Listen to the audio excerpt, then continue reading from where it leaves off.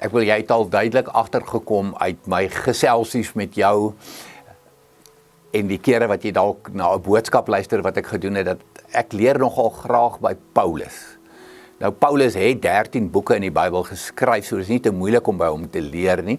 En ek sê altyd, ons moet altyd onthou dat Jesus, dat Paulus het gekom uit 'n baie slegte plek uit. Ek bedoel, hy was 'n fariseer, hy was 'n Jesus-hater gewees, tot hy Jesus ontmoet het, daar op pad na Damaskus toe, en hy al sy krag en sy energie gedraai het om Jesus te volg en die evangelie te verkondig. Maar hy raak so prakties, hy help ons hande en voete. Ek sê altyd, ek het hande en voete nodig in my lewe, ek het praktiese riglyne nodig in my lewe, en ek weet jy ook, van hoe ons die lewe moet doen. En in 1 Korintiërs 10 vers 31 is Paulus weer net sy praktiese self.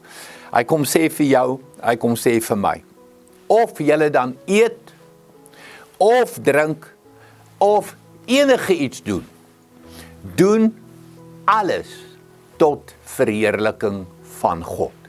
So dis eet, of drink, of enige iets anders.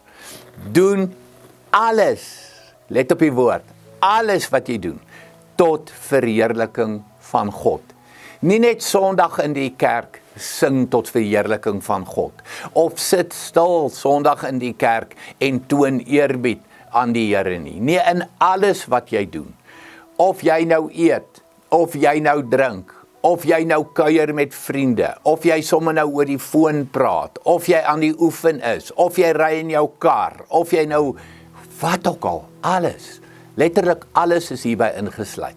Soos een van die kommentare wat ek gaan lees het hieroor sê, the whole life, all of life, dit sluit werklik die hele lewe dit in. Doen jou hele lewe, alles wat jy doen, tot verheerliking van God. Dis 'n heerlike uitdaging.